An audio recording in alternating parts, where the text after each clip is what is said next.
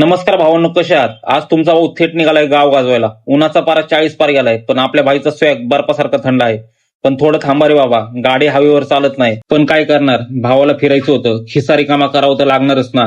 मग आपल्या पंपवाल्याला विचारलं, झिरो बघायचं कंपल्सरी आहे का? भाऊ पण दबक्या आवाजात हा बोलला. मग मी पण बोललो, आम्ही झिरो बघितलं नाही तरी तुम्ही पेट्रोल मारायचं सोडणार आहे का? नंतर भाऊ पण असा हसला की पेट्रोल मारायचा प्लॅनच फसला. नंतर निघालो पिंपरीत. पुढे गेल्यावर रस्ता बंद, क्रेनने झाडाची छाटणी चालू होती. झाड कापायच्या आधी विचार करा, तुम्ही ऑक्सिजन कापताय की स्वतःचं भविष्य. आता आलोय थेट एचएमला, भावाला टी शर्ट घ्यायचा होता. भाऊ दुकानात असा शिरलाय जसं अख्खं दुकान विकत घेणार आहे. एक दोन नाही तर 100 कपडे बाहेर काढले. दुकानदाराच्या मनात चालला असेल, हा कधी जातोय आणि मी कधी सुटकेचा श्वास घेतोय. तेव्हा कुठे एक टी शर्ट आवडला. मग मी पण मजा घेतली थोडी, गालावर हात फिरून टाकल्यावर शॉट दिला. निघालो तिथून. जरा पुण्य कमावं म्हणून गायला शोधायला निघालो.